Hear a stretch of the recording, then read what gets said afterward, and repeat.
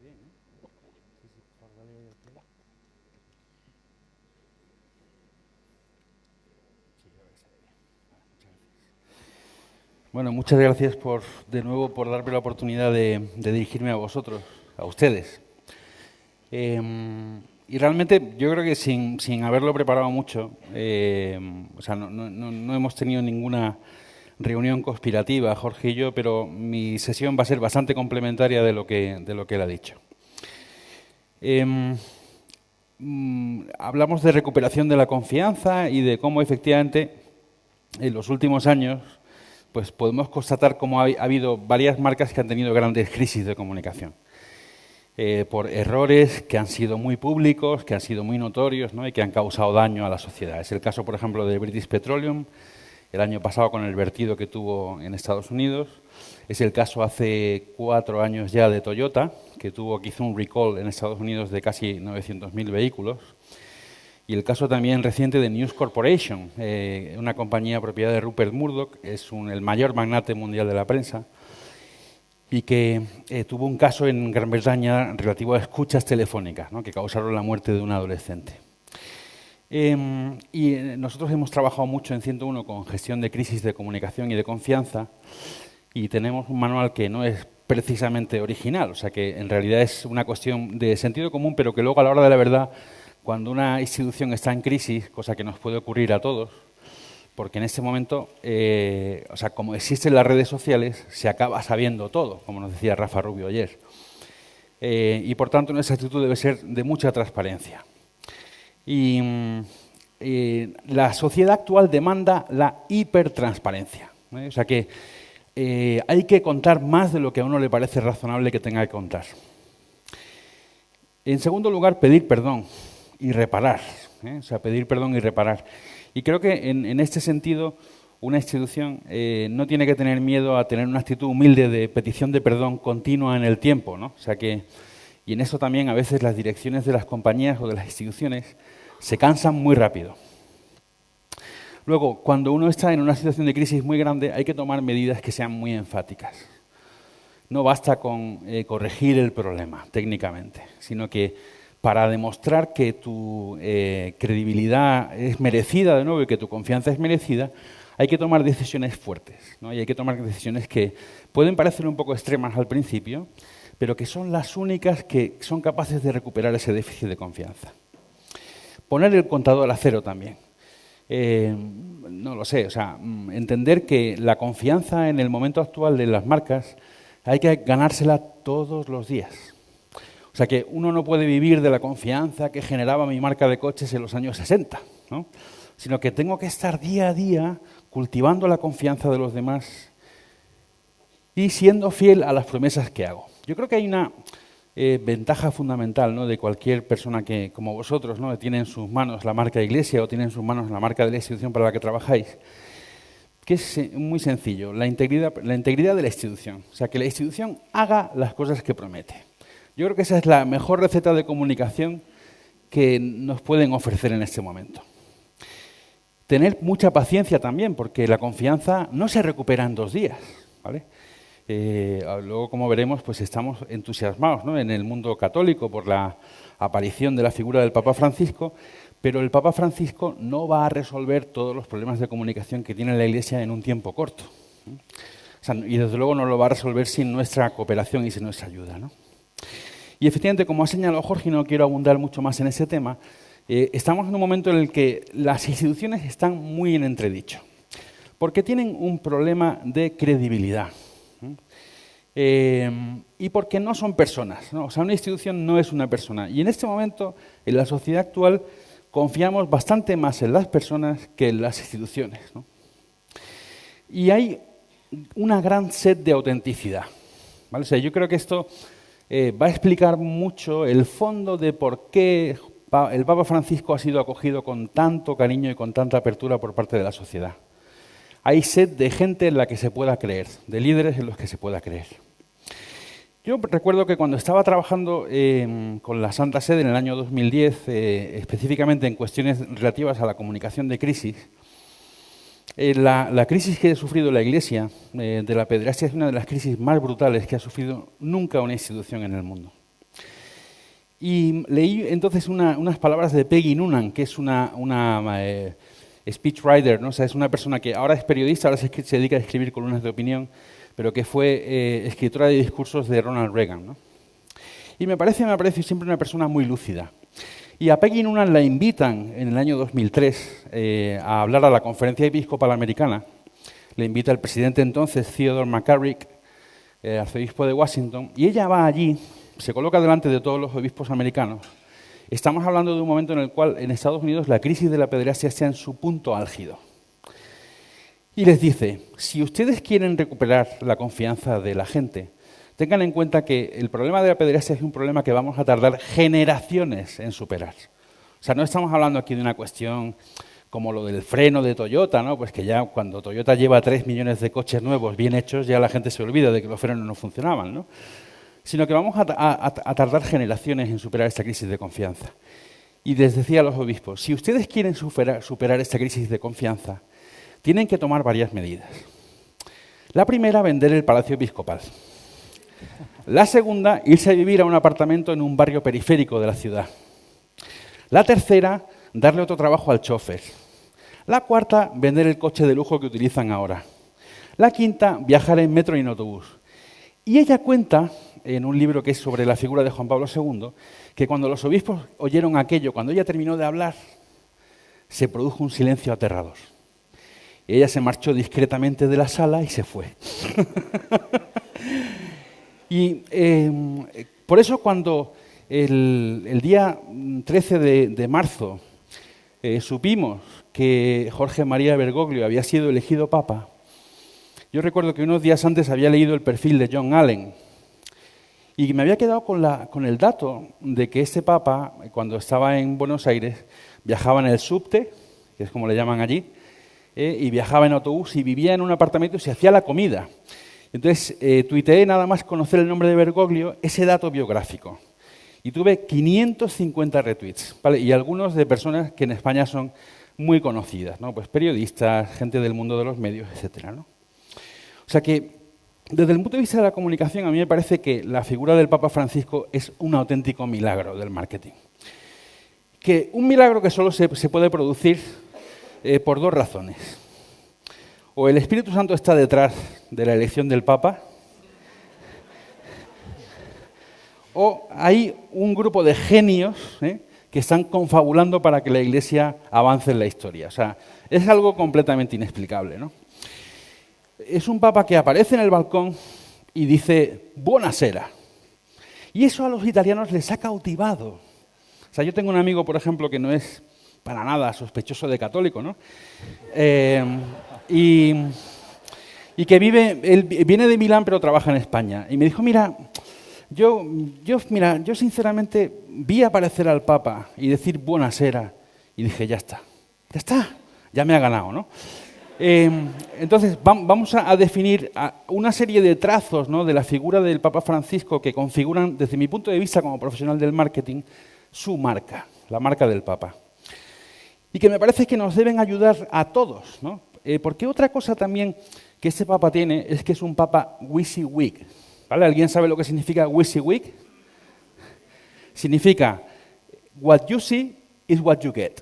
O sea que tú no estás viendo aquí a una persona que de repente el Jueves Santo se le ocurre la idea de ir a un orfelinato, ¿no?, a celebrar allí el oficio de la misa, bueno, el oficio del Jueves Santo.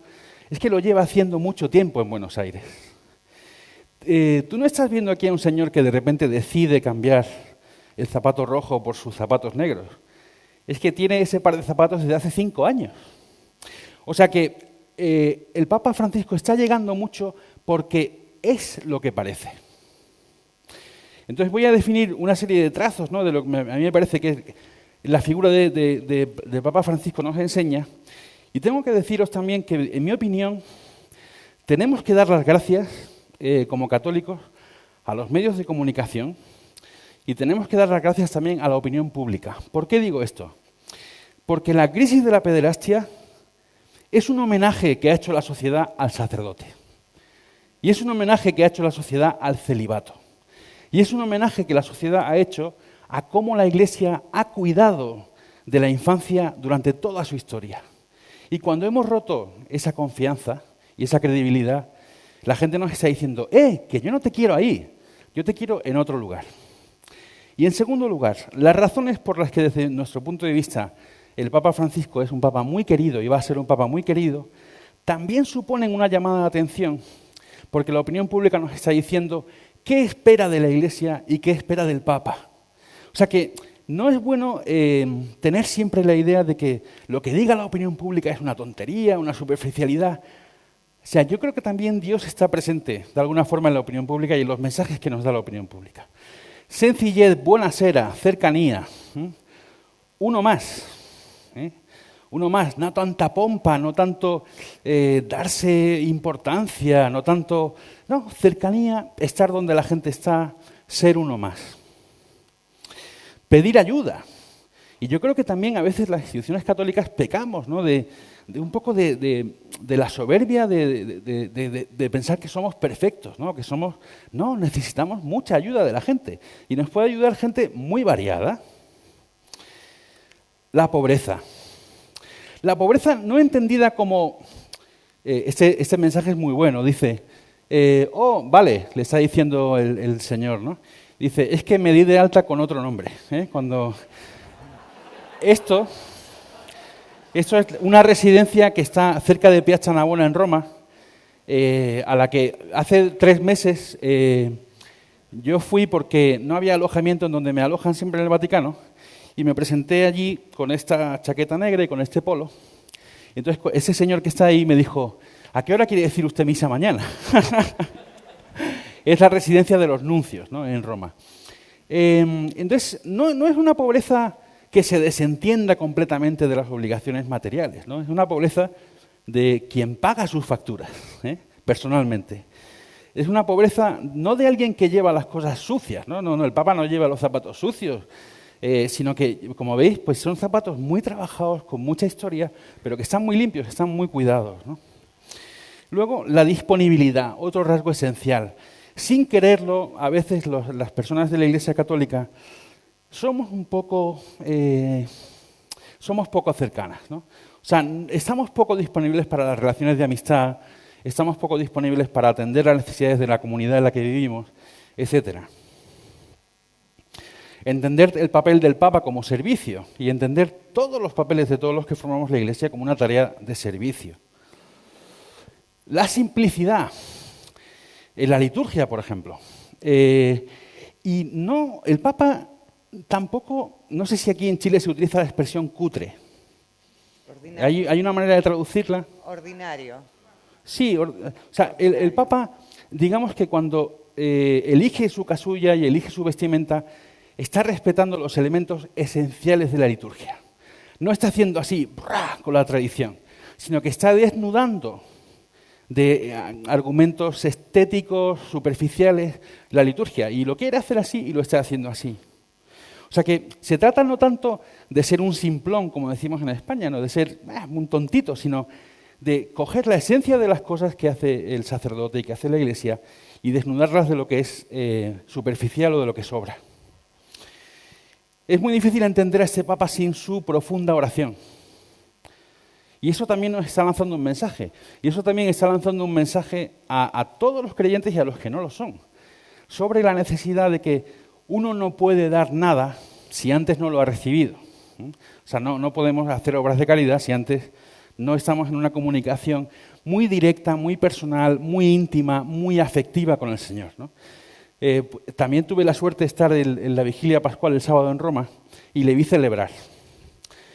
Y además, como me colocaron muy cerca, pues pude ver los gestos del Papa, ¿no? Y pude ver cómo celebra misa. Y es conmovedor, como dice el Papa a la Santa Misa.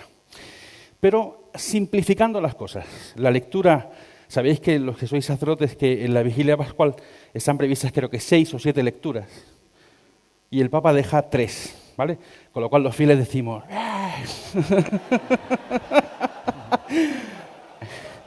y la ceremonia solo duró 2 horas y media, a pesar de eso. Un Papa que reza, un Papa que se arrodilla delante del sagrario y al que cuando está rezando se le nota que está rezando. Luego, la ternura. cuántos gestos de ternura ha llevado a cabo el Papa Francisco. ¿Y qué fuerza tiene el argumento de la ternura o el ser cariñosos y además que se nos note que somos cariñosos, ¿no? El Papa ha hablado sobre la fortaleza de San José, por ejemplo, que era una fortaleza que no solo consistía en ir cambiando de decisión, yéndose de un sitio a otro con la Virgen y con el niño, sino que además la fortaleza de ser la tenderezza en italiano, ¿no? O sea, la ternura de saber querer. Es un Papa alegre. En eso, en la comunicación política en Estados Unidos hace mucho tiempo que cogen las fotografías de los candidatos y se las ponen delante a bebés, a niños pequeños. Y entonces, cuando el niño ve la foto del candidato, hay veces que sonríe. O sea, que solo ver la cara te da confianza y sonríe. Y hay otras veces que no. ¿Vale? Pues este Papa, tú le pones la foto del Papa delante de un niño pequeño y el niño sonríe. Porque el Papa es alegre. Otro rasgo también que me llamó mucho la atención, esto es el día de la audiencia del Papa con los medios de comunicación en Roma. Y allí el Papa específicamente está respetando el espacio de libertad de la audiencia que tiene, porque les dice, muchos de vosotros no sois creyentes, algunos no sois católicos, y por eso os voy a dar una bendición interior, que es una cosa que yo creo que en el mundo eclesiástico ha chocado un poco, pero no podéis imaginaros el impacto que ha tenido en periodistas y en gente que no es creyente o que es agnóstica o que pertenece a otra fe. Y eso ha demostrado que es esencial que en nuestro trato con las comunidades y con las personas respetemos mucho su espacio de libertad y lo reconozcamos, ¿vale? Y luego, a mí lo que más me llama la atención desde el punto de vista del estilo de liderazgo del Papa Francisco es que es el Papa de todos. Esta mañana nos hablaba John Allen de esa división que hay en algunos lugares en la Iglesia entre grupos, ¿no?, que están muy cerrados en sí mismos, ¿no? Pues este Papa ha tenido la habilidad de generar una gran coalición en el que la gente que valora más la ortodoxia moral sabe que es ortodoxo, los religiosos que valoran su vida de pobreza y su vida de entrega saben que es religioso, y es una figura multipolar, o sea, en el sentido de que tiene muchas caras, y ha sabido ganarse la confianza de gente muy variada, muy distinta. Y luego también impresiona mucho su celo apostólico. Es cuando habla de... Y además, si os fijáis, el Papa Francisco lo que está haciendo, lo ha dicho muchas veces en su vida, en distintos libros y en distintas entrevistas, de tal manera que, por así decirlo, el programa ideológico de Benedicto XVI o su estilo es muy sencillo y está dicho ya en muchos sitios, ¿no?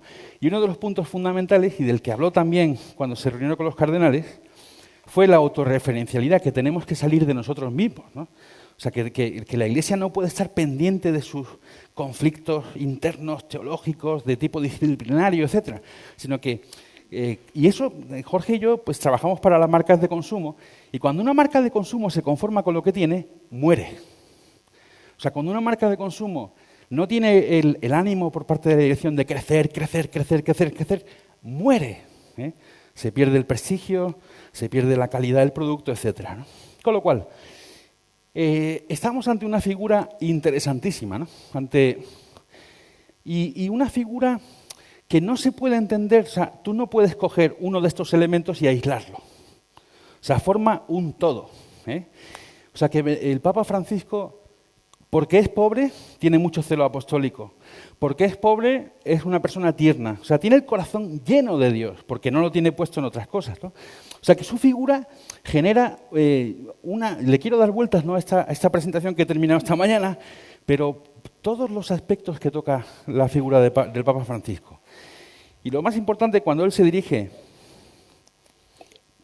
en la misa del cónclave, la misa posterior a su elección, les dice, la Iglesia no es una ONG caritativa.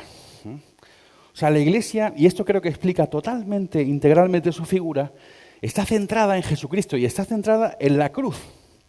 Por lo tanto, creo que ahora tenemos una oportunidad buenísima, ¿no?, para revisar no tanto cómo contamos las cosas, sino cómo hacemos las cosas, con qué espíritu hacemos las cosas. Porque luego este Papa no ha hecho una estrategia de marketing, no necesita un equipo de comunicación a su alrededor.